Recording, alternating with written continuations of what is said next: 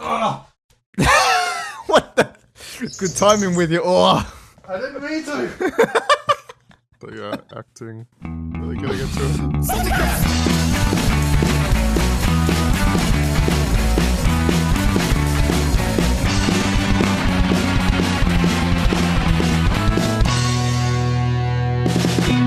Welcome to the SaltyCast episode 32. Today is the 16th of September 2015. I am the host, Diego, and with me is... Hello, everybody. I'm John. And I'm Pengo. Wait, what the fuck happened to your voice there, John? What? You sound... Did I cut out? Okay, no, there you go. You sounded distant for like 2 seconds. Weird. I wasn't very distant. Say hello again. Hello, everybody. I am John. There you And go. I'm Pengo. You don't have to repeat it, Pengo. You're fine. It's a reflex, alright? Oh, all right. No, it's not. Don't lie to me. Like, And I'm Peng. Sorry. It's such Who's What, eating? were you triggered that time or what? Like, that we didn't who's even say eating? anything that would trigger it. Hey, John, are you eating right now? I was.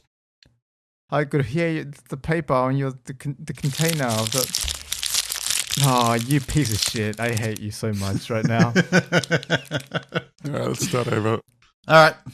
What? No. It's Hello, fine, everybody. it's fine. I'm John. Oh, and I'm Pengo. No, see, there we go. It is a reflex. No, I was playing Shovel Knight. I wasn't actually paying attention. You should stop playing Shovel Knight. Oh my god, But you I'm guys. upset. I swear, you guys are making the intros harder and harder on me. Cause, Look, I enjoy Shovel Knight, and I'm trying to help you out here. yeah, Pengo, stop playing Shovel Knight. This is not... Well, actually, But does never save. I have to just pause it. just and pause it's it. difficult. Yeah, Alright. just pause it. All Play a right, better good. game like Dota. Wait.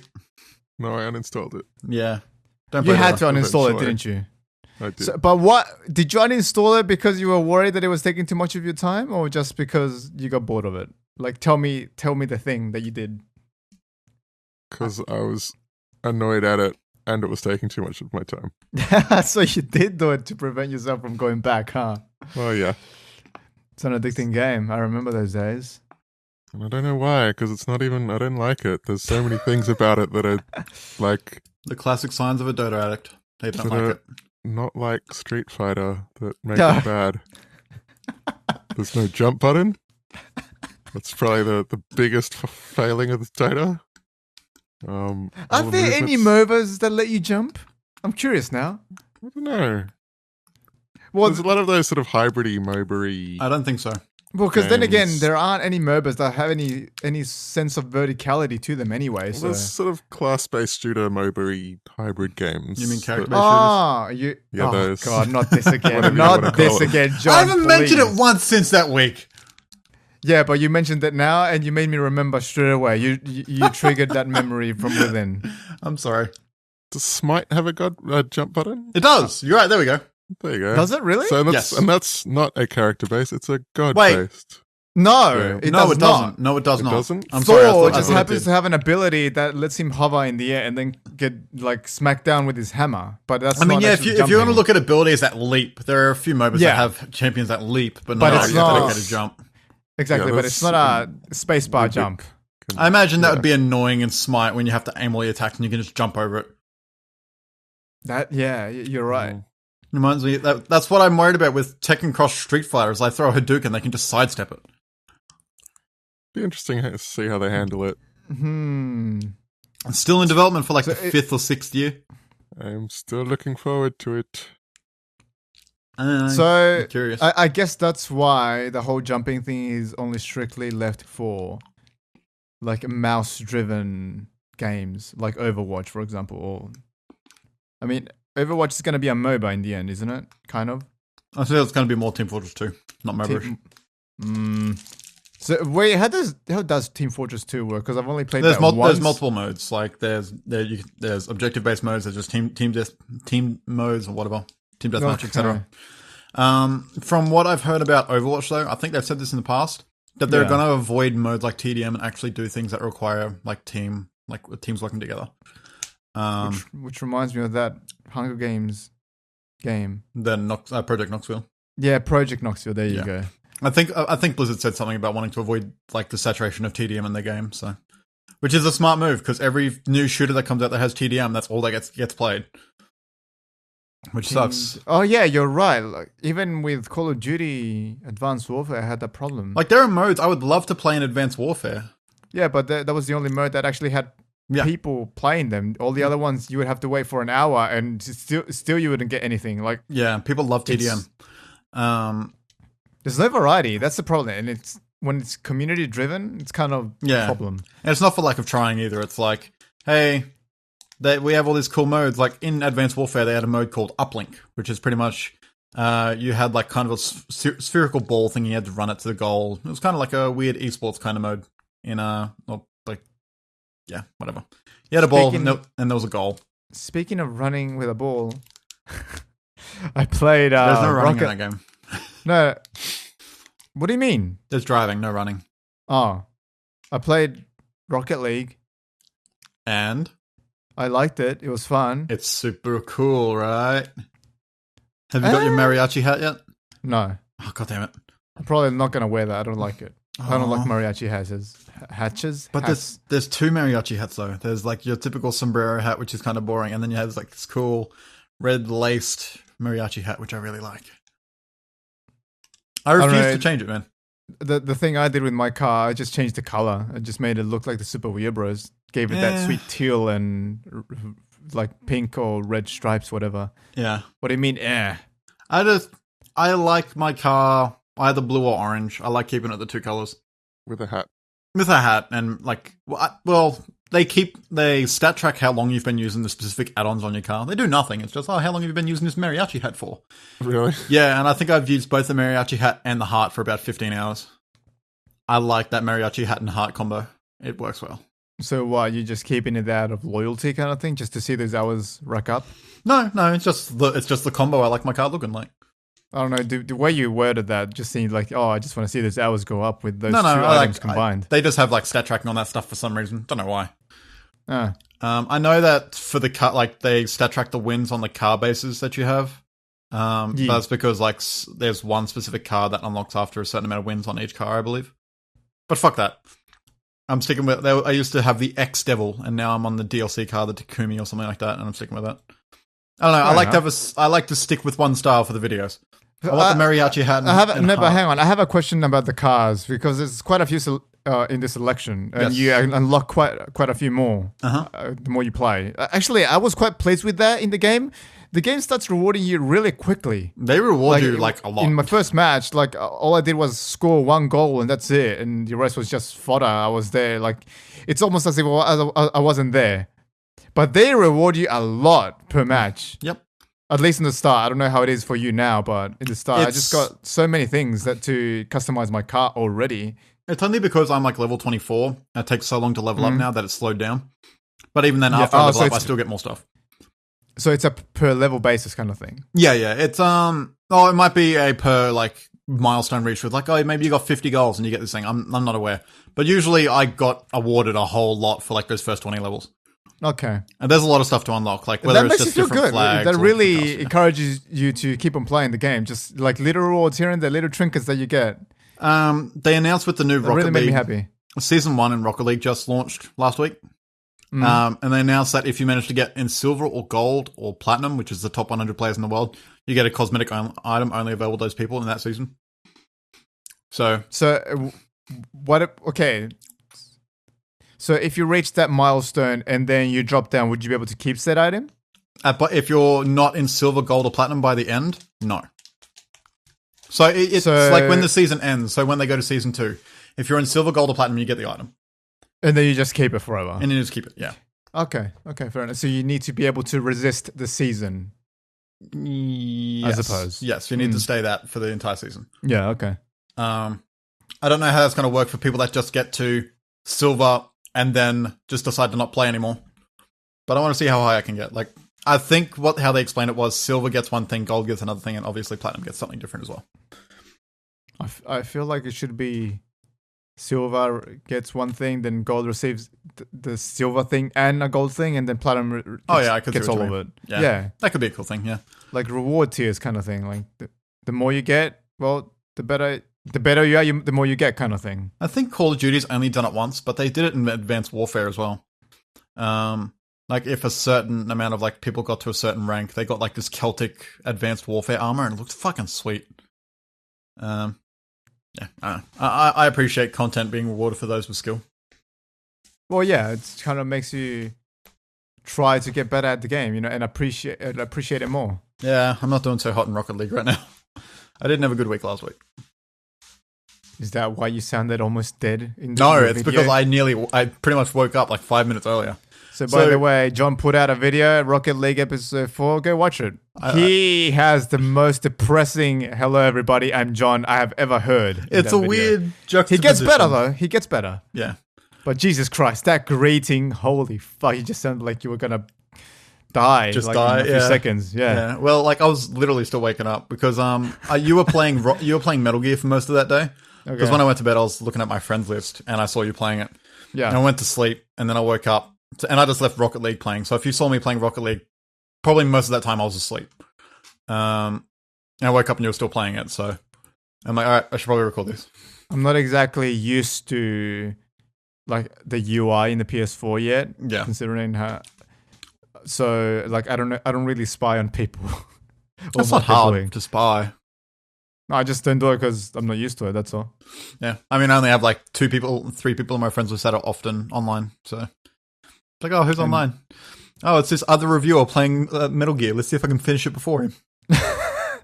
And I did. Oh yeah, you did finish it. I beat that game, kinda. The game says I've only 50% completed the entire game, but still I finished it. So side ops count then? Yes, I believe they do. Oh, okay. And not to mention, I suppose you're going to go for them.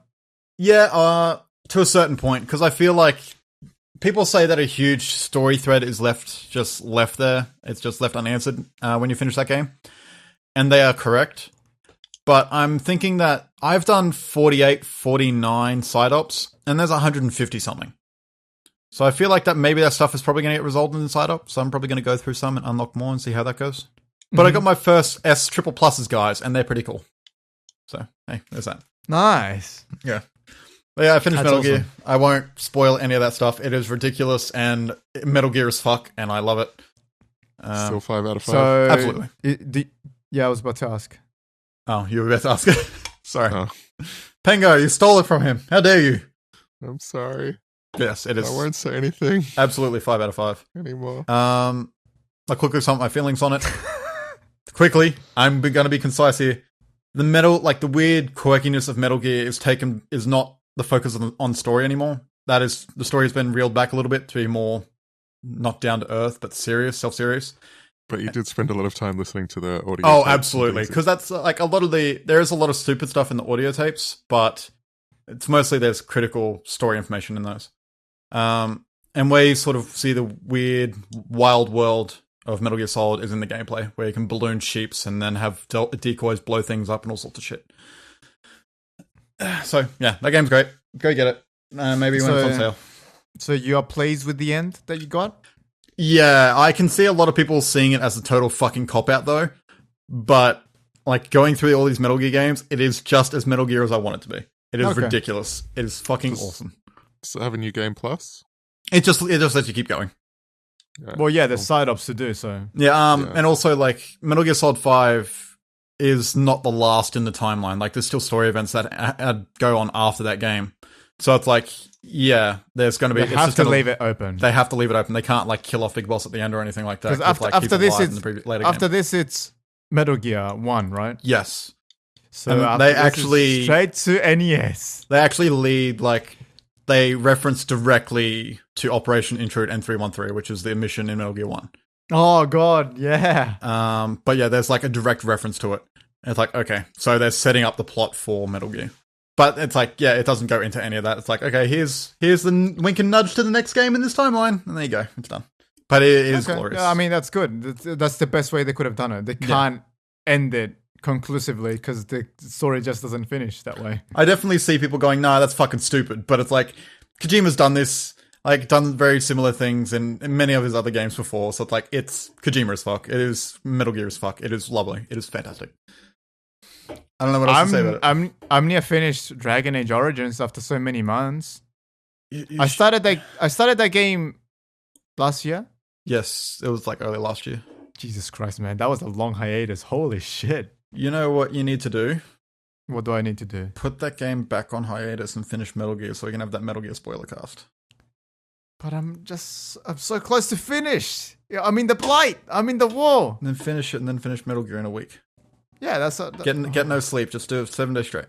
But I have to make videos as well. I can't stop. I know. There's too many things I have to do, man. I know. That's how I feel. Brody finished it in a week. And it took me, what? We're on our second week now? Third week into Metal Gear and I finished it last night? Man, yesterday was a mistake for me. Yesterday was a huge waste of time. Care to share? Well, you were there. You were Mumble, but I'll share with the audience so that they can listen to my stupid mind, okay? So... we recorded a Chalice Dungeon episode on Saturday with John. So yeah, obviously the series is coming back. We never intended to drop it in the first place, but yeah. Well, by the way, we were rusty as fuck. We didn't know what the hell we were talking about. We didn't. Like we straight up said, I don't know what to talk about. Yeah, that was really bad. Hey man, experience, but anyway. So, because it's coming back, I wanted to reboot the thumbnails so I just wanted to make a whole new everything presentation. Normally the presentations stay there for like 5 seconds at most, right? And I spent my whole day yesterday trying to figure out a whole thumbnail layout that would work and would look nice. And then I realized I was overdoing it. This isn't a new issue though. Like if you listen to the Christmas cast from last year, we discussed the exact fucking thing. Yes. The problem is I didn't arrive at a conclusion this time. Yeah. I just wasted my time. I didn't do shit in the end. Like I was just there fumbling around with Photoshop trying to figure out a good way to do it. And then I realized what I was doing was completely wrong because I was almost making artwork for the title screen instead of a thumbnail that is actually readable from the thumbnail. Yeah. Like it looked fancy and nice and all that shit, but it's useless. Over-designing. It has no use as a thumbnail. So I wasted a bunch of hours yesterday trying to do that. I didn't play Metal Gear. I didn't play Dragon Age. I didn't do shit. All I did was that. It's tough, so man. I was really upset yesterday. I wasted my whole day doing nothing, basically. Yeah. So, yeah. But you're richer for the experience. Designing thumbnails is hard, man. It makes me want to say, fuck it, I'm not trying anymore. I'm going to make a shitty thumbnail that's readable and done. Yeah, but I know. Hey, man, that's a good thumbnail. I mean, the intro of the video where the spinning and slow, super text. I mean, I don't think the game deserves any better, to be honest.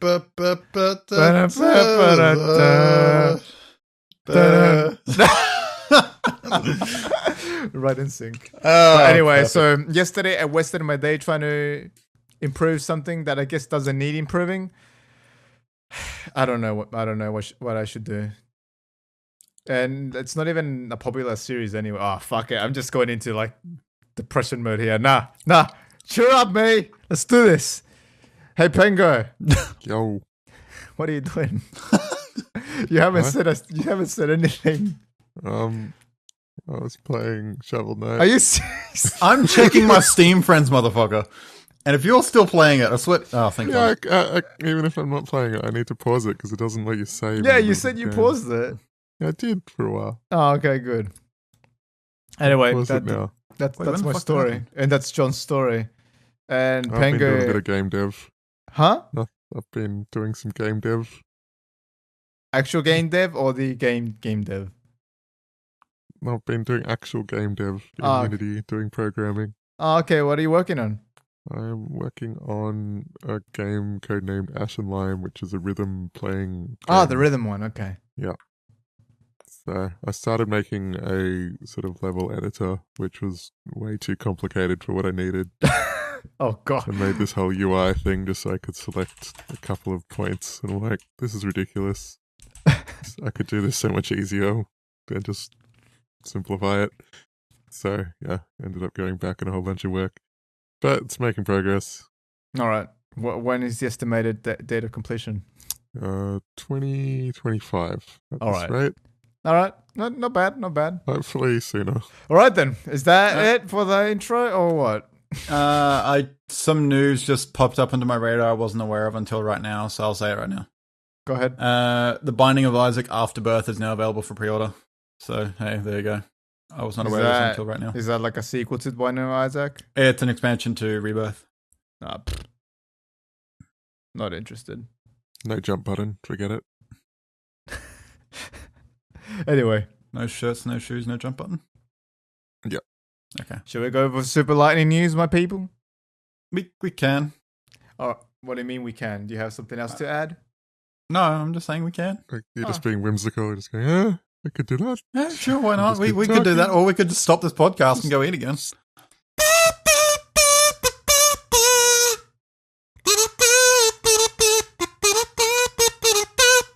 That was a reference. That by the sounded way. extremely familiar. You might remember it from Buster Groove? Maybe? No? I'm not a Buster Grooves guy. But you do know that game, right? I'm aware of it, yeah. Oh, okay. Never mind then. I mean, I was a late rhythm game person. I mean, you don't have to be a rhythm game enthusiast to know that game. You could just know it as a game. Yeah. Anyway, Five Nights at Freddy's RPG announced. Creator of Five Nights, Scott Cawthon, revealed Five Nights at Freddy's World, which should not be a horror game, but an RPG featuring returning characters from previous Five Nights games. Five Nights at Freddy's World will be coming to PC, Android, and iOS. A demo will come out sometime prior to launch. No other details were given. Immediately, I'm interested. What the fuck is going on with Five Nights at Freddy's, man? I don't know. I really don't know what the fuck is happening. I feel like all I people can have do said, is... people have said to him, you can't make a real Oops. game. You just make these Five Nights at Freddy's games. It's like, yeah, I can make a real game. I'm going to make an RPG. That's Five Nights at Freddy's. Yeah, but that's my interpretation. Scott, man, are you like a one-trick pony kind of thing? Nah, you know what? I can't blame him. It sells. The one thing that I often heard about Five Nights is, like, people never talked about how good the game was because it wasn't. It's that people are like, oh, the world and the lore's like really fleshed out and really cool. I'm like, great, but I don't want to suffer through a bad game for it. I don't want to play The Night only legitimate comments... you always go back to Night Trap. because it's Night Trap. No, it isn't. It's Five Nights at Freddy's. It's a different game, okay? It's just similar. I will admit 3 is different. But like the only legitimate argument I've seen for Five Nights at Freddy's is that it's scary and the lore. That's it, but never the gameplay. So if you take Which is quite sad, really. if you take a genre that like balloons out its gameplay and like pads out the length of everything by adding lots of, you know, not really important story, like who knows if he'll be able to fill that out. I don't know, man. Maybe at I'll get least to I'm Romance Freddy. Jesus Christ, John. What? DeviantArt says I can. Oh, DeviantArt can say you can do lots of things to animals, man. Yeah, Like that shut up. nervous Shut up, Pengu. Shut up. I would too. I've seen some shit. Let's just say that. Let's see if we can do it. RPG Maker. If anything, I'm interested to see how this will pan out. Me too. But I'm not going to play. I'll just see other people do it for me. Because actually, you know, I might play it. I'll play it because it's in a thing I'll actually want to play. I'll just play it to satiate my curiosity. Curiosita. Yeah. It combines my 2 least favorite genres, so I probably will give it a miss. No, oh, right. RPGs and horror things. But it's not horror. He said it's not going to be It's horror. just an RPG Oh. featuring Yeah. Five Nights characters. Yeah. Oh, then that sounds even more boring. Anyway, Sonic Boom, Fire and Ice delayed to 2016. Talking about a good game. Are you being sarcastic? Yes. Okay. Sega explained via a blog post that the delay is to make sure the game has the time to... Yeah, I was waiting to see if you could keep a straight face.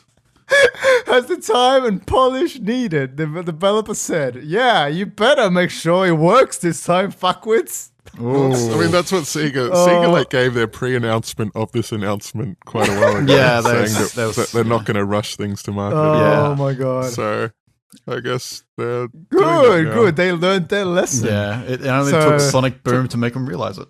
Yeah. So in the grand scheme of things, well, the downside is that you won't be playing the game this year. The upside is that what you'll play next year and what fans will continue to play for years after they pick up the game will be a stronger, more enjoyable experience. We think that's important, not just for this one game, but for all future Sonic titles. You know what? For real talk right now. God. If that like weird surprise hit of like Alien Isolation actually made them realize that good games sell, well, mostly sell, I hope this actually does turn out to be a good Sonic game. It could be, man. Because good Sonic games still exist. Freedom Planet was fun. That game was, I enjoyed that game. And that's a good Sonic game. That was a good Sonic game. Not made by Sega, though. Yeah, Sega has more money than Freedom Planet. Yeah, hopefully money does not equate to quality, as indie games have shown us. True that. Mm-hmm. If you're going to make a fucking another Sonic game, at least make this one good. Please. Yeah. Let's hope they actually fix this poor Sonic, because poor Sonic has suffered enough. I don't know if they're going to reboot Sonic again anytime soon, because apparently that animated show is doing really well. That being said, Anyway. I'm not too much into that, but apparently it is. Mm-hmm. So, Tree of Savior has 2 new character classes. Tree of Savior being that MMO that I am eagerly awaiting, that the second coming of Ragnarok for the people that are not in the know. Japanese website Famitsu.com posted images of 2 new character classes for Tree of Savior, the Cannoneer and Kabbalist. Yeah, like Jewish mysticism. Oh, okay. The release date has not been announced yet, but they look interesting. I mean, I like the art. Yeah. I like the amulet that Kabbalist is wearing. It looks very the Mummy-esque. It reminds me of the Mummy. It's like got a big Jewish Star of David surrounded by all these other things. Mm-hmm. It's very odd. I really want to play this game. When is it available here? I don't know. They recently had a closed beta like last month. It's on Steam. It was on Steam Greenlight, Yeah. and it got greenlit, and then it disappeared. It went into closed beta last month. Oh, okay. I missed that. How did I miss that? I Fuck. reported it on the podcast, and you're like, okay. Did I really? Yeah, you just shrugged it off. You're like, oh, okay. You should listen to the podcast, man. Was I? I listen to the podcast every week. What do you mean? I can't remember what number it was, but I You remember answered. bringing it up, and I thought you were going to like go nuts for it, and you're like, oh, okay. No. Oh, all right. Sure, man. Whatever. Weird. Okay, now I'm confused over myself. Anyway, Microsoft reveals that 7 million people have played Forza on Xbox One. A breakdown of figures between Forza 5 and Forza Horizon 2 was not given. Forza 6 is available now, with online multiplayer launching in Europe the 18th of September. I actually kind of like Forza. Okay. Just Cause 3 expansion pass revealed on Steam. The Air, Land, and Sea expansion pass will come with exclusive skins and feature 3 DLC packs that will feature new missions, weapons, gadgets, vehicles, and enemies. Those who buy the expansion pass will get to play the game a week earlier. Notice were given on when each DLC pack will launch and if they are coming to consoles, but Just Cause 3 is coming on the 1st of December. I'm super curious as to figuring out how preloading's going to work if you pre-order the DLC and you can play it a week early. So I take it you're interested in Just Cause? I don't care for the expansion pass, quote unquote. Oh, okay. I think Just Cause 3 is going to be fun, but I really don't care for that game at all. I'm really getting tired of the whole, hey, if you pre-order a game, you get to play it like a week early. Do you remember the Deus Ex thing we covered like 2 weeks ago in their pre-order campaign? Remind me, because I don't remember. So pretty much the more people pre-order, the higher tiers are unlocked on their pre-order website. And the higher tiers are unlocked, the more pre-order bonuses you get, or you get to choose your pre-order bonuses. And the ultimate pre-order bonus is playing the games 4 days early, I believe. Right, yeah, I remember now. Yep.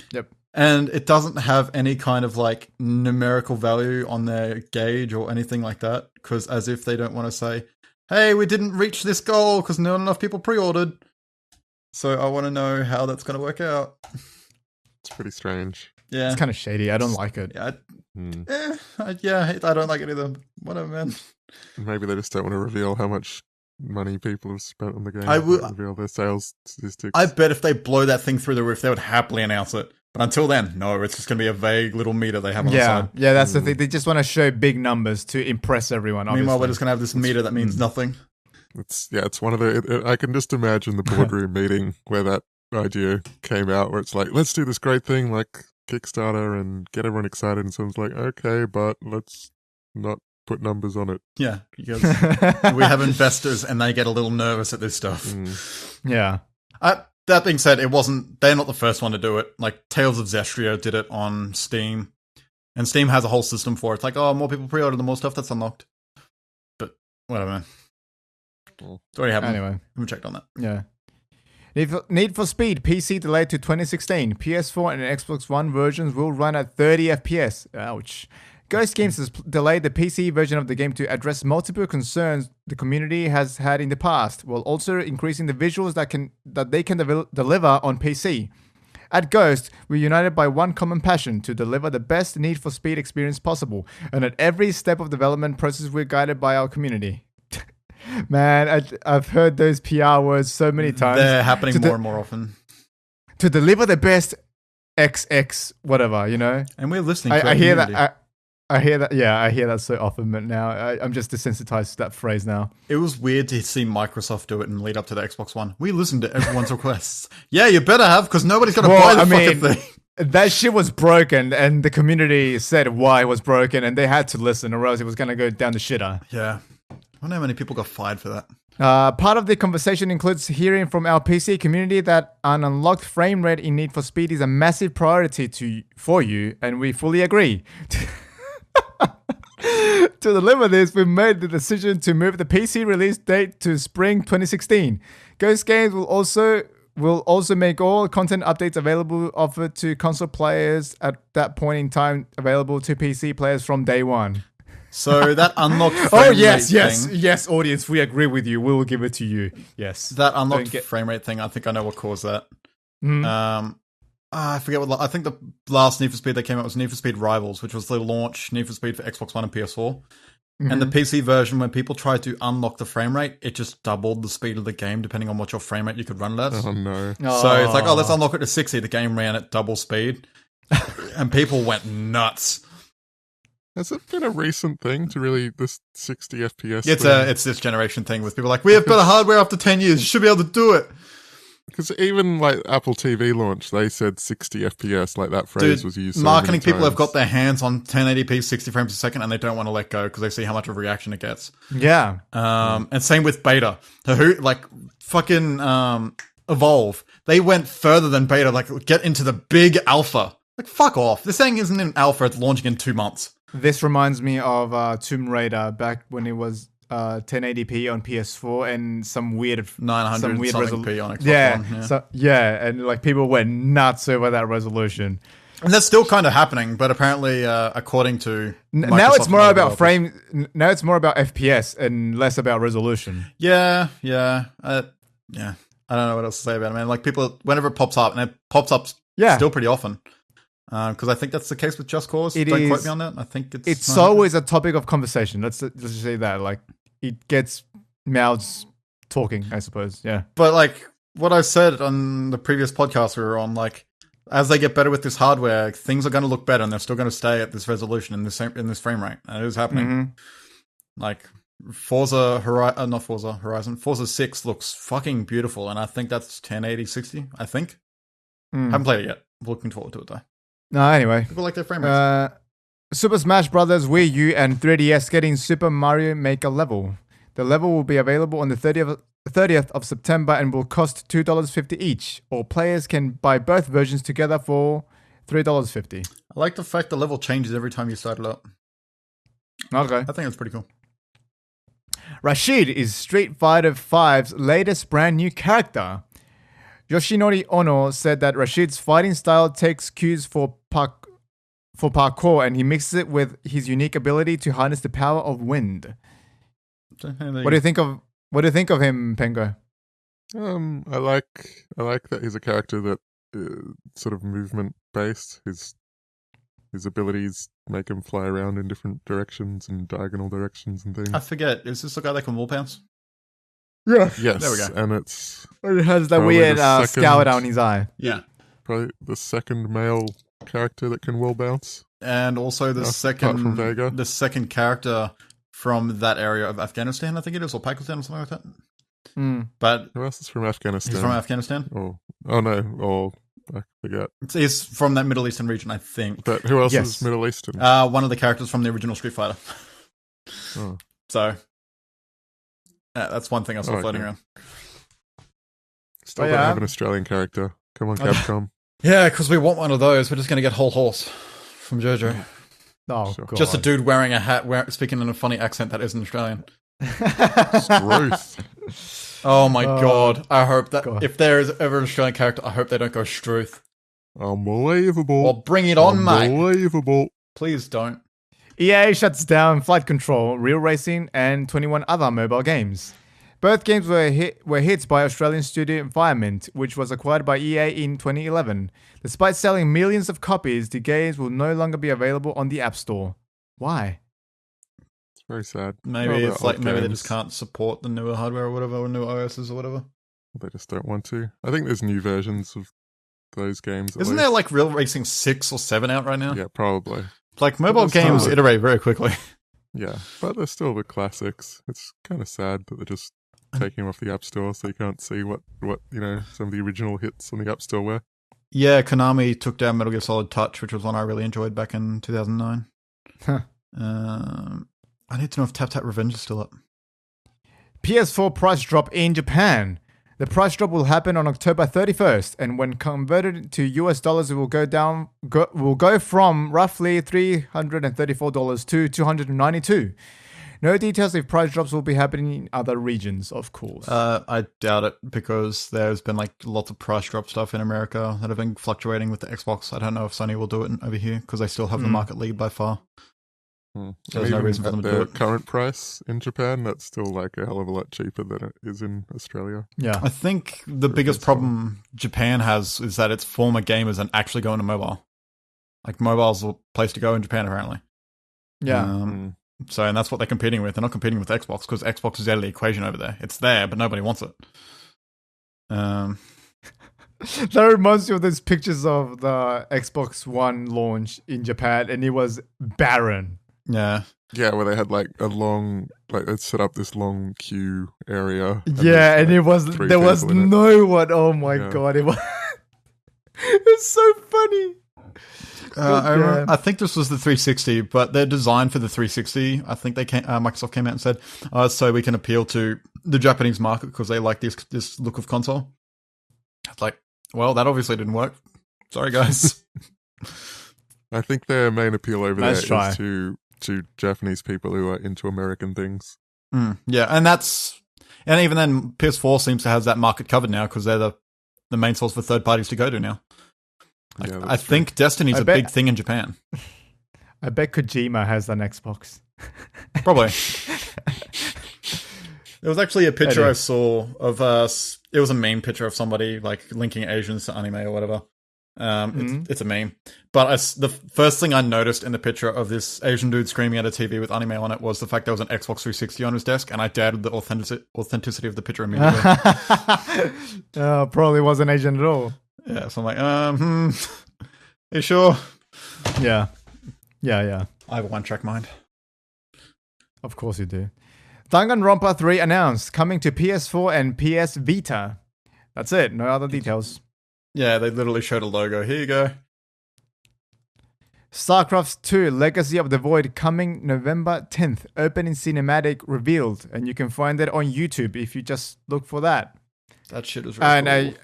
I seriously recommend that you watch it because holy fucking Blizzard makes cinematics. We all know this.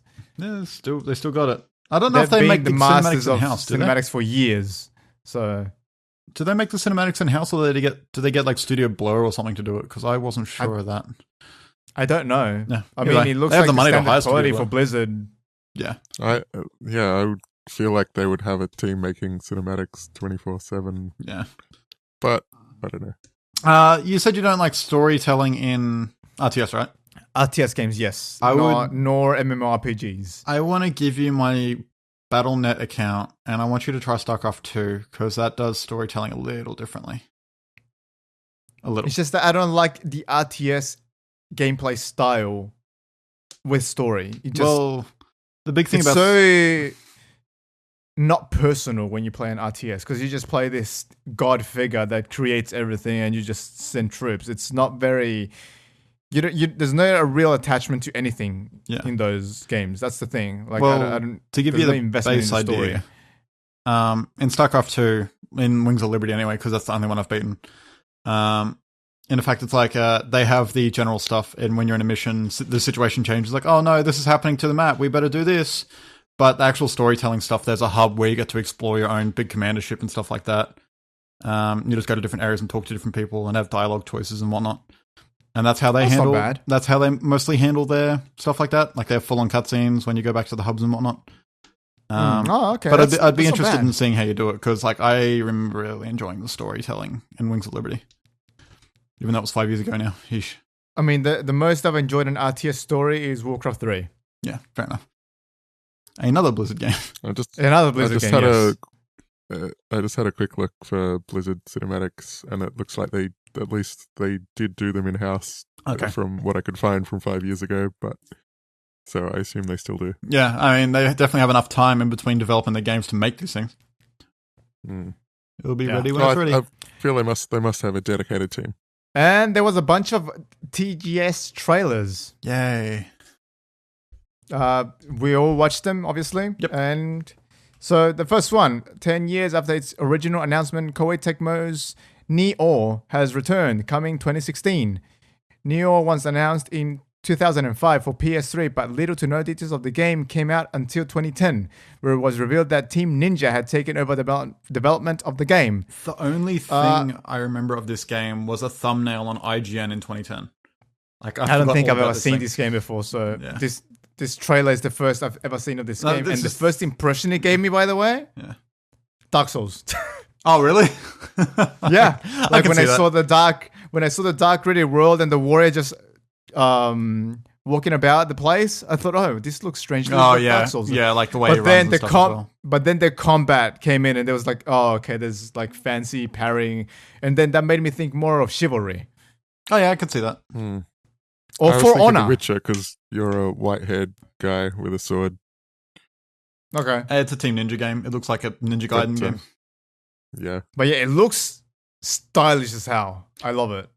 So I think this is actually the first bit of gameplay that's been shown of the game. I think the original Neo trailer was just a CGI trailer or something like that. Okay. So this is the first time we've seen it.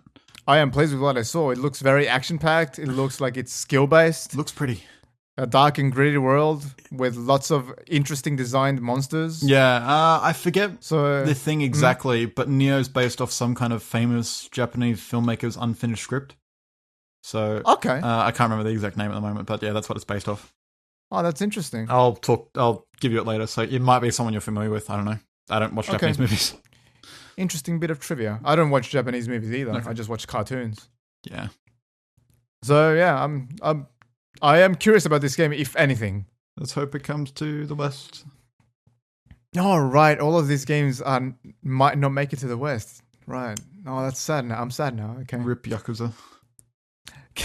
King of Fighters 14 announced, coming in 2016 for PS4, going back to 3D visuals. I'm not happy about that, actually. The KOF 13 sprites were really high quality. They looked so nice. But from like SNK's business, like where SNK stands business-wise right now, they can't afford to just make another King of Fighters game that only their fan base is going to buy. I find the 2D sprite visuals, even though they're done beautifully, they just feel like they're from a previous era. They seem clunky and weird. I mean, yeah, sprites are never as smooth as a 3D model. Oh man, but those 13 sprites were so good. Yeah, they were really good. They look pretty. It looks like a more stylish game. But in terms of like technical, like managing the game in a technical aspect, I think 3D models are better. I still prefer 2D though, honestly. Even then, like I don't think it like from the small bit of gameplay, we don't know how early in development it is, but like it doesn't look that impressive either. No, it does not. Whereas like Tekken 7, I've seen arcade footage of that thing, and it looks really impressive, and it's a 3D fighter. I like Street Fighter 5, despite what people say, I like Street Fighter 5's 3D style a lot. But I don't like King of Fighters style where they're at right now. I mean, I enjoyed Maximum Impact on the PS2, so I'm fine with 3D KOF. But Do you like King of Fighters, Pengo? I don't dislike it, but I've never really got into it. I've got it. I've played a chunk of it. you can hop. You can hop, man. It has a jump button. It has like 3 jump buttons. That's pretty important to me. It's really good. I'm surprised they didn't sort of try to go for like that Guilty Gear style of sort of fake 2D using 3D or something like that. Yeah, that's to also try and keep with their roots a bit more. Yeah, I mean, they might have looked into it. That's for sure. But I don't. Yeah, like I don't think SNK can just afford to make another really expensive KOF game that's just 2D sprites. They need to try to appeal to more than their fan base now. They're in a tough spot. New Hot Shots Golf announced for PS4, expected to launch in 2016 for Japan. No Western release date given. Hot Shots generally. I don't care for Hot Shots. That last Hot Shots on the Vita was pretty fun. Okay. But this, like that trailer, I did not like that trailer at all. It looked like I didn't like it either. It looked like rejected Nintendo Mii's. Yeah, they playing did. golf. Yeah, you know, actually, they remind me of. Have you heard of the Buzz quiz game? Nope. No. Okay, it was there was a PS2 Buzz game, and like a lot of the character designs remind me of that. Don't worry about it. Okay. They didn't look very inspired. No, they didn't. Dude with afro and sunglasses. But Genius. and the thing that threw me off that trailer was so the developer's called Clap Hands Incorporated or something like that. And the song they did was something about clapping hands. I'm like, okay, this is the entire reason you made this trailer, isn't it? You need to stop. I am full. I am happy. Yeah, I was not I will happily impressed support. at all. Yeah. Bloodborne expansion, The Old Hunters, coming on the 24th of November. And Bloodborne has sold over 2 million copies. I mean, obviously, I'm interested. I love how it looks. There looks to be some, like, a few strength weapons in that trailer. Yeah. I'm kind of excited about that. Oh, that weird... That weird wheel one with the like chain. the saw blade. Oh, man, that looked... Yeah. Yeah, it looks so good. It looks so good. And the one new area they showed looks really nice as well. Using it. Yeah. So they only showed one new area in there because, like, they showed an area of, like, on top of a snowy hill or a snowy roof with, like, a gargoyle on it. That's just Canehurst. So that's not a new area. They only showed that weird swampy area with all, like, the blood river or whatever. I'm super excited. Let's hope they haven't confirmed it yet, and I don't know if they will confirm it. But they haven't said there's more chalice dungeons. It's just different environments and more bosses and new weapons and such. They didn't say anything about more chalice dungeons. It wouldn't surprise me if they added more chalice dungeons. It's kind of... I mean, chalice dungeons, the way they are made, it works as like a infinite DLC if they so wished. No, they could do a Diablo 3 and just add another, like, more tile sets to it. I suppose, yeah. Because, like, there are parts in chalice dungeons that are just, like, obviously templates that they just rip straight out, or certain areas they just keep on using over and over. Yeah. So, yeah, that could happen. New World of Final Fantasy trailer. That art style is I like it now. It's growing on me.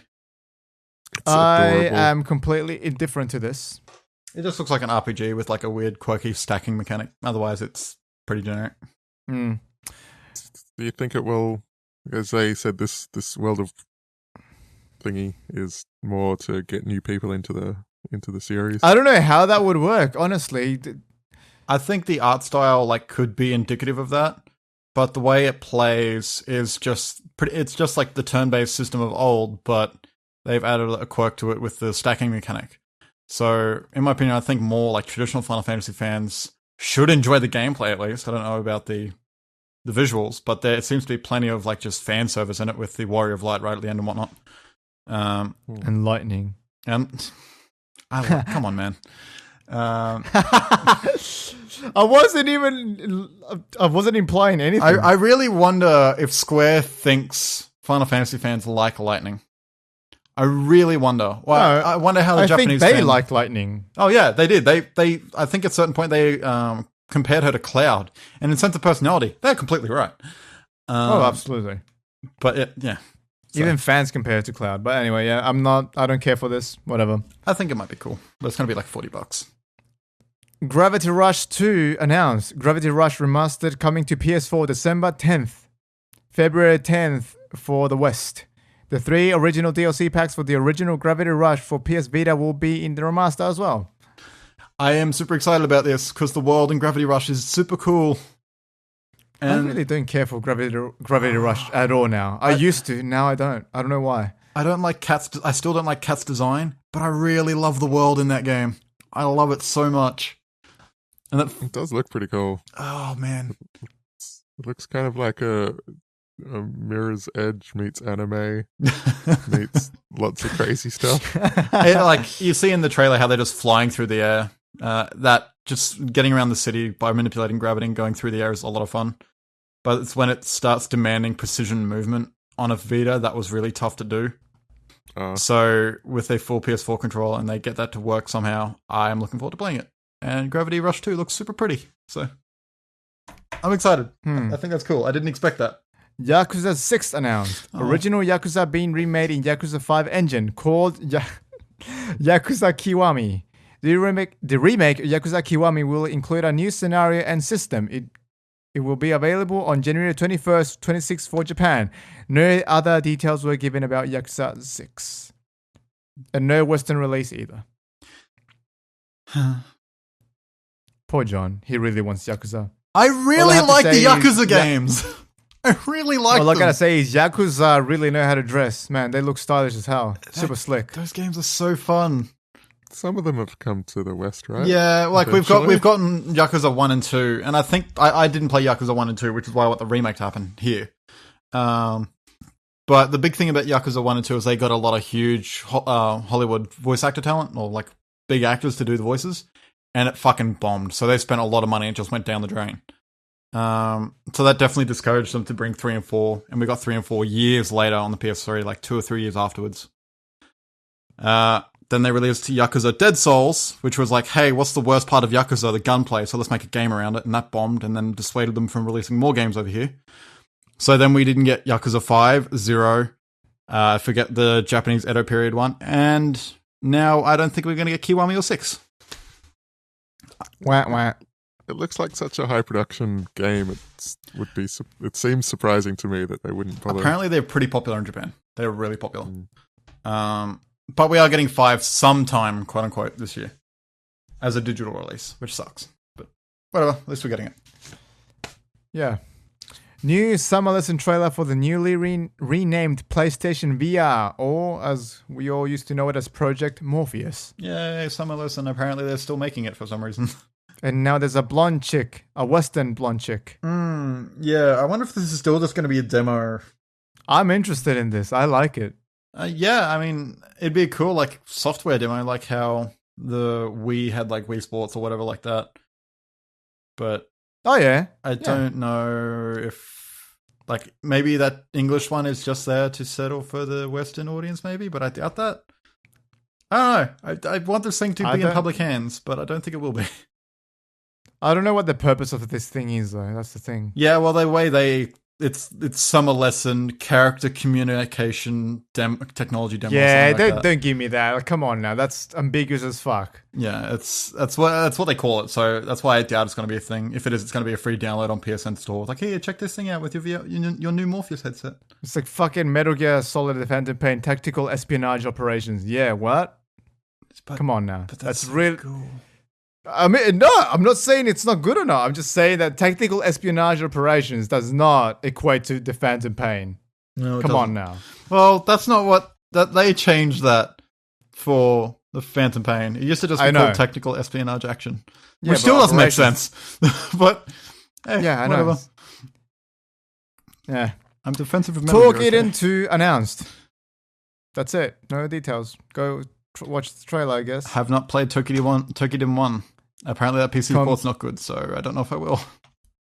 Competitive shooter set in Resident Evil universe announced, called Umbrella Corps. No details were announced outside of the trailer, expected for release in 2016. Capcom, what the fuck are you doing? What the fuck are you doing, Capcom? That's all I can say, because this couldn't be further from the idea of Resident Evil. Well, that's the weird thing. They don't use Resident Evil brand anywhere in here. It's the people that know what Resident Evil is that will care about this. But it's Umbrella! Umbrella's Resident Evil! Yeah, it is. It is. makes me wonder, because I know Capcom's in a tight position, like financial-wise. Exactly, which is why I questioned this. It's- I'm sure they're not living under a rock. I'm sure they are aware of what the fans want, right? like, they must be desperate, because, like, with Monster Hunter, like, they released a game, like, what, once every 3 years, once every 4 years? Something like that on the PSP. I didn't play them on PSP regular enough to figure out, like, their release schedule. But they're releasing like 4 Monster Hunter games within the span of 2 years at the moment. One arcade one mobile one coming to 3DS, and another one coming to... Yeah, because they're Another surefire ways to make money. That's what I'm saying. Like, they're milking it the way they haven't milked it before. And I'm super concerned for Capcom for them burning out their one big, like prize winner, so to speak. I don't...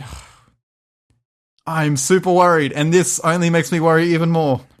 Yeah. Have Capcom done team-based shooters? They before? have. There was the Resident Evil Biohazard... No, Raccoon City Operations.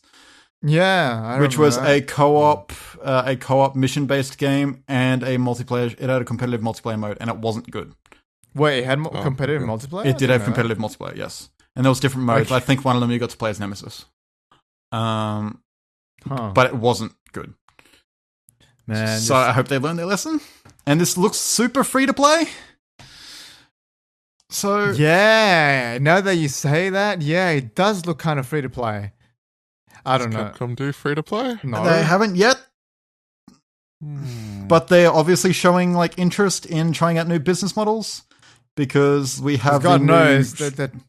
they're trying everything at this point. Yeah, well, like Street Fighter V is not going to have the typical, we're going to bring the, we're going to have like Super Street Fighter V. It's like, no, we're going to put characters out as they're ready, and you pay for them whenever you want. And like, that's deviating from their standard model, and they're just trying new things and hoping one of them sticks, I guess.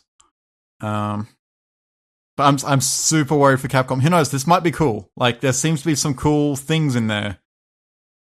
But I don't know. I am completely just shrugging this off. I don't know like how it to at feel all. about this. I do. I don't like it. Done. New For Honor trailer highlights the samurai class, obviously. I think that game looks cool, but I still don't know what the fuck it is. What do you mean? So I know story-wise or gameplay-wise? No, I don't know what you gameplay-wise, mean. because we've seen like the E3 stuff, and you can see the basic things of how they work in a dual sense. I mean, it's like Dynasty Warriors, and then when you see another player, it goes into dual mode. How is that to understand? The thing is, though, like from what I understand, even after watching gameplay demos, there is no reason to go engage those AI players, those AI troops. The only the biggest thing you can do, and the most effective thing to do, is just take out the other opponents. So I don't know what that Dynasty Warrior aspect adds to it. Like the dueling combat outside of fighting lots of dudes at once looks super cool, but I don't know what the Dynasty Warriors thing is for, or the multiple fodder troop combat is for. I don't know. Oh well, It's a real pretty looking game. it is pretty. It is. Yeah, looks fun. Whatever the hell the combat system is. Did we mention that Umbrella Core is being made in Unity? No. Well, it is. Oh, that's right. You did say that So, before the podcast. there you go. Okay. That just shows they're cutting budget, Yeah. maybe. Oh, I love Unity. That's what I use. Dragon Quest Builders launching on the 28th of January 2016 for Japan. It looks better than standard Minecraft. My favorite thing about all this new Dragon stuff, with Dragon Quest 11 and stuff coming out, is that it just proves that the Akira Toriyama art style translates well to modern, next-gen systems. Doesn't it? It looks nice. It looks really nice.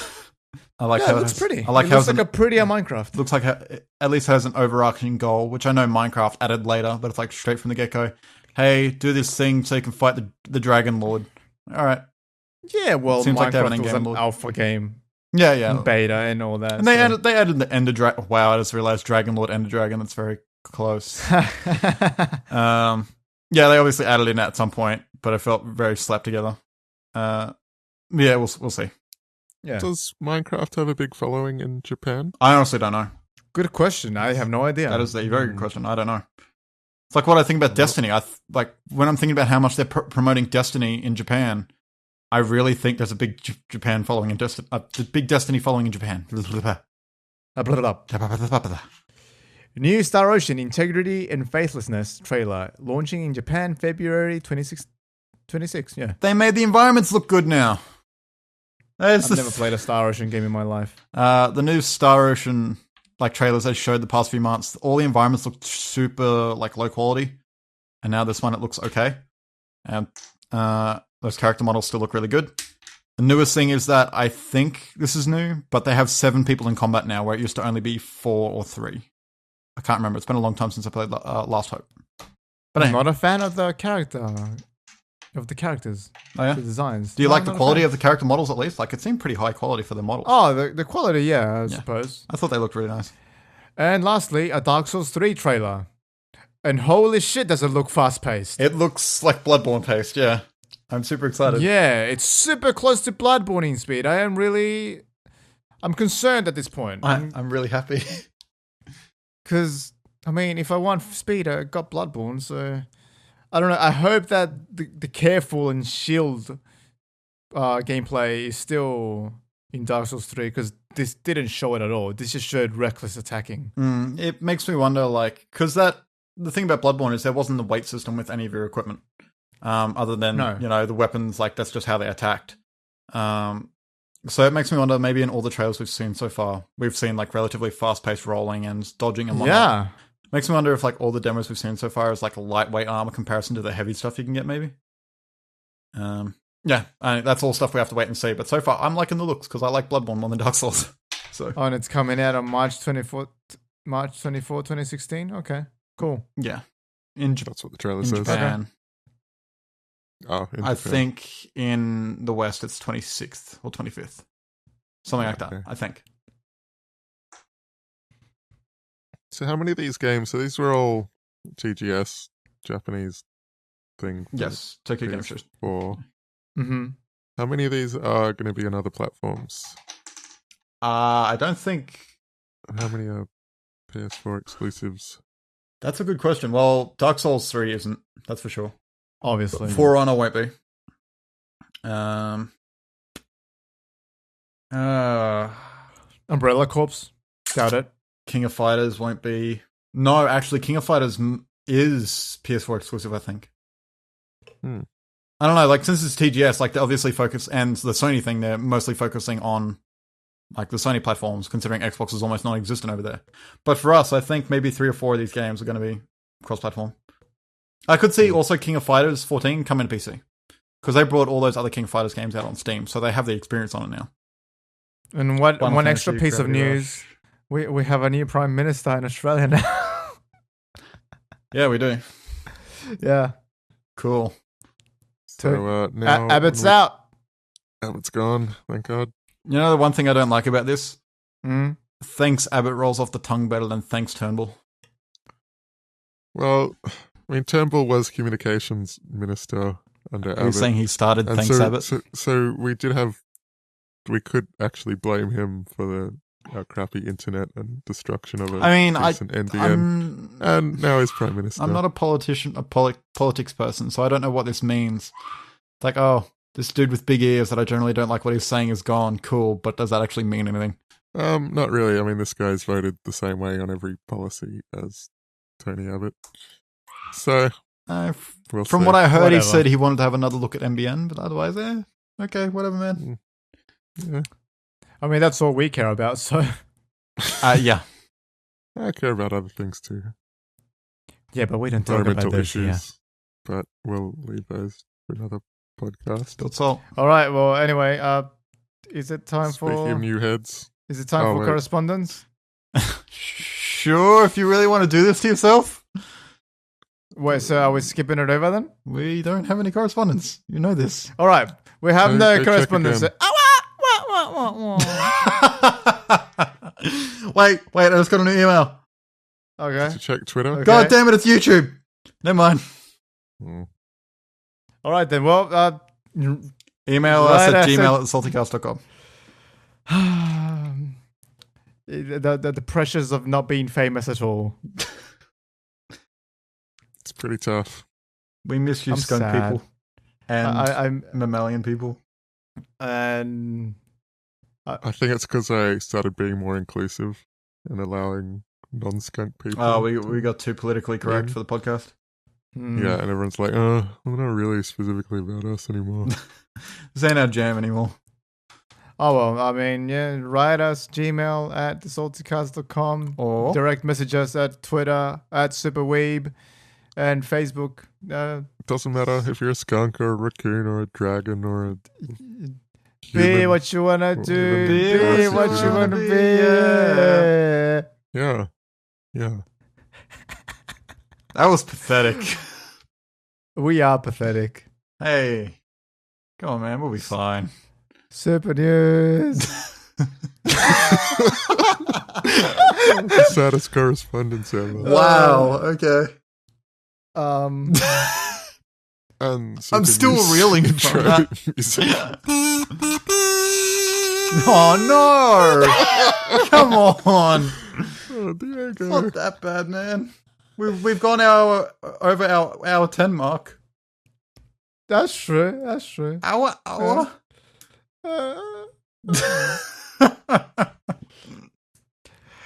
The new president of Nintendo is Tatsumi Kimishima, elected for 1 year. Kimishima has been in several key positions at Nintendo over the years. He was CFO of... What's CFO, by the way? Chief Financial Officer. Okay. Chief Financial Officer of the Pokemon Company during the Pokemon Gold and Silver era. Oh, my favorite era. Previous president of Nintendo of America. Head of Human Resources and previous managing director for Nintendo. In a report to the Nikkei, which was translated by Serkan Toto, Jesus Christ, man.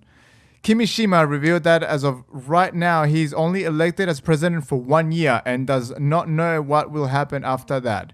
For now, though, Nintendo has announced a new leadership structure called the Fellow system to assist Kimishima in his term as president. General Manager of Nintendo R&D and the creator of Punch-Out, Genio Takeda, has been appointed as Technology Fellow, and Shigeru Miyamoto has been named Creative Fellow. Creative Fellow. That has a nice he is very word. creative. Yeah. Nintendo explains the Fellow as an individual selected from among the representative directors who has advanced knowledge and extensive experience. This person's duties involve providing advice and guidance regarding organizational operations in a specialized area. The Nikkei report also revealed that Kimishima saw issue with the Wii U and how similar it was to its predecessor. Interesting. A Nintendo representative told IGN that Nintendo Directs will continue, but we have no details to provide now on who will be featured on the topic or the topics that will be covered.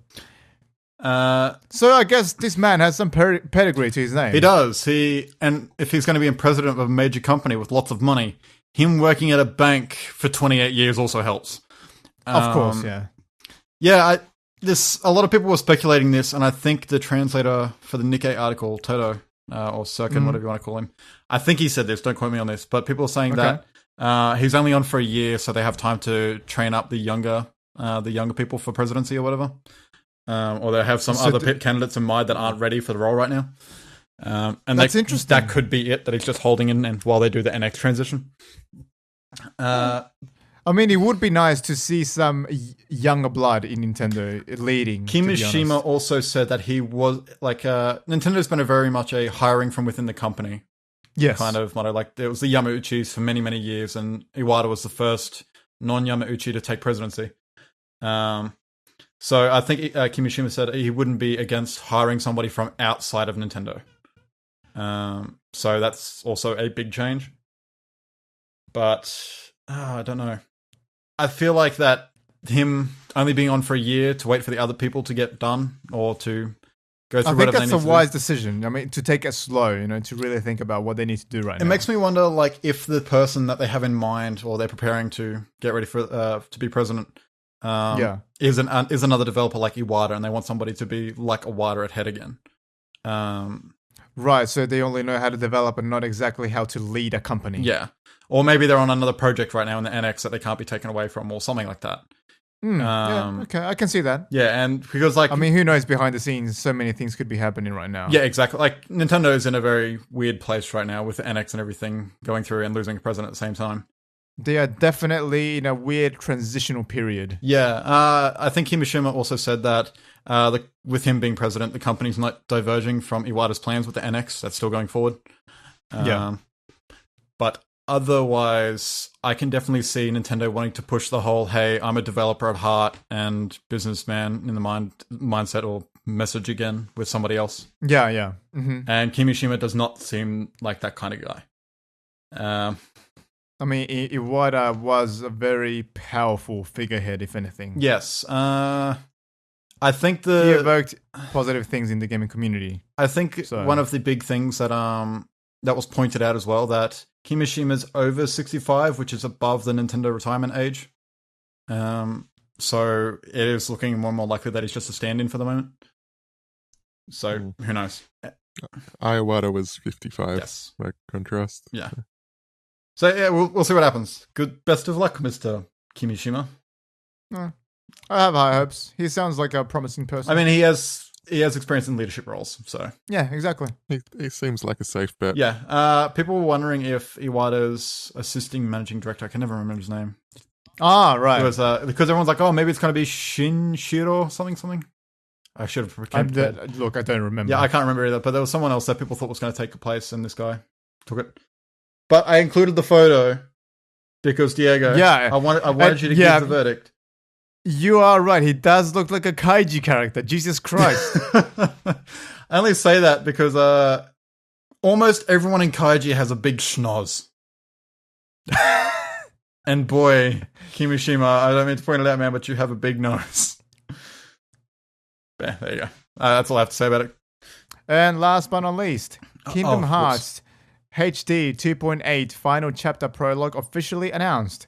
This bundle will include a HD remake of the former 3DS exclusive Kingdom Hearts Dream Drop Distance, Kingdom Hearts 10, pronounced Chi. So it's not 10, it's X Kingdom and Hearts Chi. Okay. Back cover and Kingdom Hearts Birth by Sleep 0.2 BBS 0.2 is a completely new playable episode. Oh, okay. That links the story of Kingdom Hearts 3 and takes place after the original Birth by Sleep. Kingdom Hearts 2.8 Final Chapter Prologue. I love the name. So that's the name, by the way. Yeah, Kingdom Hearts 2.8 Final Chapter Prologue. Final Chapter Prologue being in all caps. Yep. Will be coming to PS4 in 2016. So they did the thing that I wanted them to do and take the 3DS game and put it in a bundle. Yeah. But so is this why you added it to the Super News? I actually did that by accident because if you notice, if you highlight something and drag it around, it moves. Oh, okay. So I guess I did that by accident. But nonetheless, I have a little bit of speculation to talk about this because no one actually confirmed it as of yet, but it seems logical. The Kingdom Hearts Chi game. Kingdom Hearts Chi was and you might have seen it, might remember it from E3 because they talked about it a little bit. Kingdom Hearts Chi is a Japan exclusive browser Kingdom Hearts game that includes critical story elements that was only available in Japan. So thinking that they translate or port that to a console and it being called Kingdom Hearts Chi back cover makes a lot of sense. I'm so sorry for Kingdom Hearts fans that want to get the full story. And not even that, I can imagine people who like Kingdom Hearts from the PS2 era bought a PS3 just for those collections, and now this last collection to Link 3 is on a PS4. Ouch, man. Ouch. I'm not certain if they confirmed to come to PS3. That sounds like they should do that, though. But yeah, they've gotten better at formatting, at figuring out what format their game should be on. But god damn it, guys, you're creating far too many unnecessary spin-offs. It's getting ridiculous. I'll get it. I already own every Kingdom Hearts game like twice, may as well own these ones. Oh, so you'll be getting it? Oh, well, I guess you did sound like you were going to get it in the first place. Well, so. I can't play Chi because that's a Japan exclusive thing right now. Yeah. And 0.2 Birth by Sleep is going to be a linking thing that's not going to be in anything else. So I think it might be pronounced Kai. Okay, my bad. The Greek letter X. My bad. I don't know just Greek. Looked it up because I don't know. You got Greek in my Japanime. Yep. But yes, that seems logical to me that it's just a browser game coming to console. I just moved it to That's it. That's the news. That is everything. Everything. Everything. By the way, John, how long did it take you to finish Metal Gear? How many hours did you log in? Roughly 68, 69, maybe 70.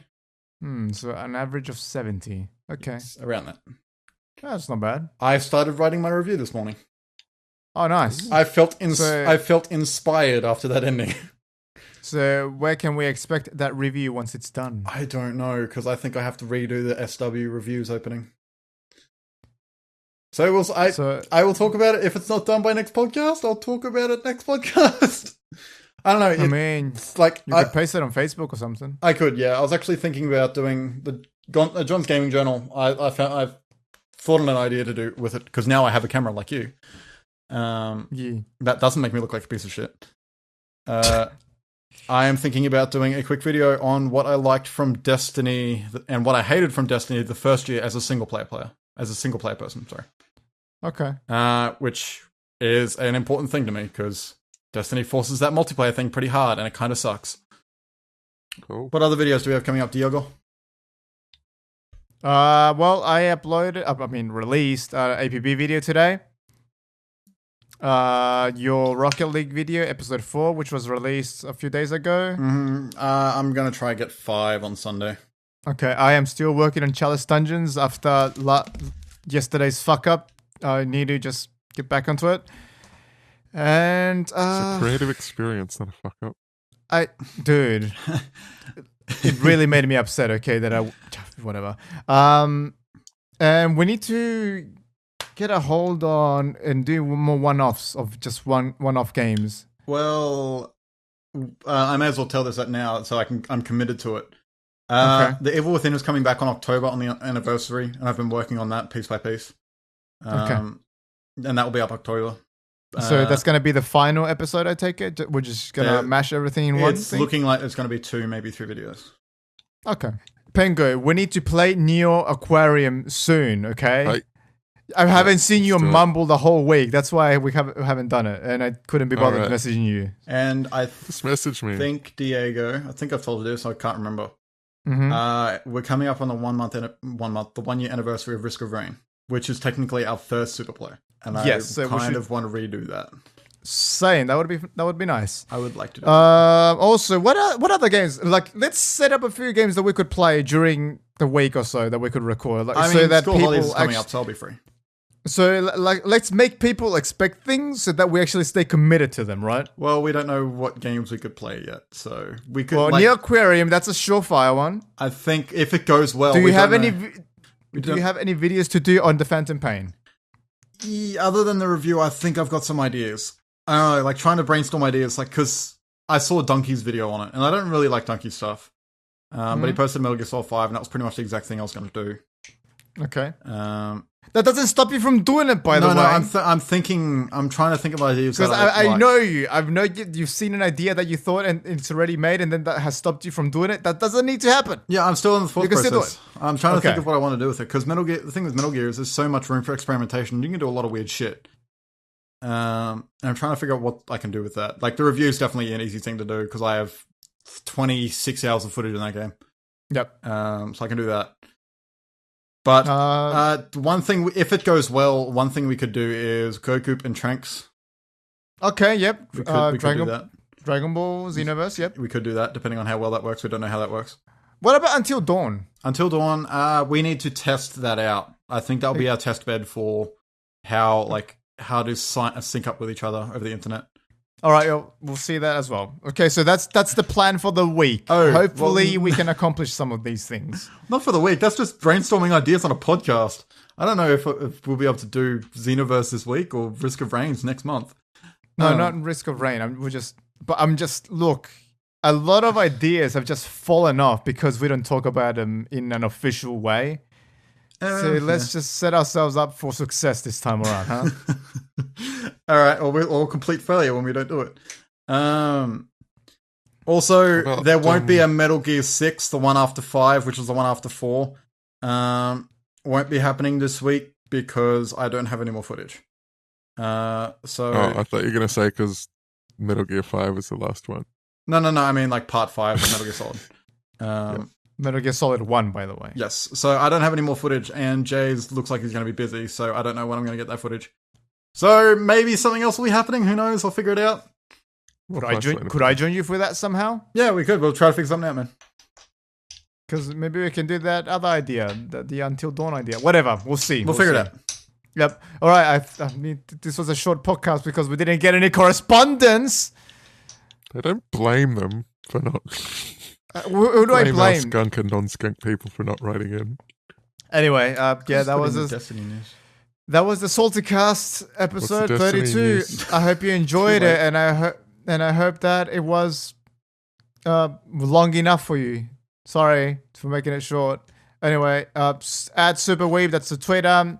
Super Weird Bros, that's the Facebook. Superweirdbros.com, that's the YouTube, or just Super Weird Bros on YouTube.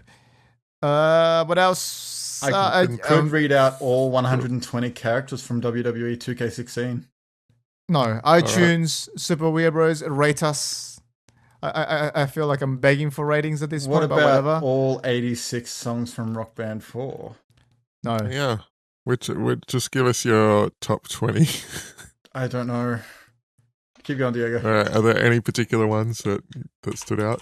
Because they announced all the songs that are coming out. Yes. Yeah, in Rock Band 4. There's a Rush song in there that I'm looking forward to. I can't remember it, though. You guys want to vamp for me? Because I'm hungry. What, you're hungry? I thought you were ending this podcast, son. I don't That's know. You guys seem to be talking a lot. Just There's no need end to the cut it out. podcast. We're trying to prevent you from ending it. All right, I want you Pengo, to- plug yourself if you want. You can follow me on Twitter at Peter_Halaz, HALASZ. Does Pengo have admin things on the Super Weird Bros Twitter? Don't think so. Not on Twitter, no. I mean, we could do that so that he's tied to the Twitter as well. Then he doesn't have to plug himself every week. So I just retweet myself. I don't need to plug myself anyway. People can find me. Yeah. Oh, I mean, okay, whatever. But Say your goodbyes. Come on. Bye, I guess. Bye. Bye. Bye, skunk and non-skunk and other people who will write to us next week. Am I really going to have to make a fake email account and write to ourselves? All right. Don't do it. Bye, babe. I won't. I'm not that bad.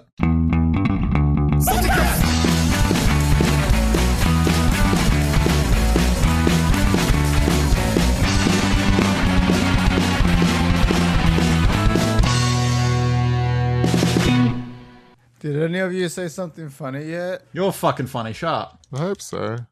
I'm funny? Probably not. I don't know. You're really depressed right now. I can tell that.